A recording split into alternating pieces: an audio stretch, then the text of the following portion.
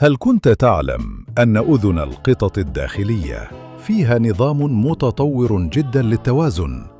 بيتكون من قناة شبه دائرية مليانة سائل وخلايا حسية متخصصة، وده بيسمح للقطط إنها تتحكم في وضع جسمها أثناء السقوط بدقة عالية جدا.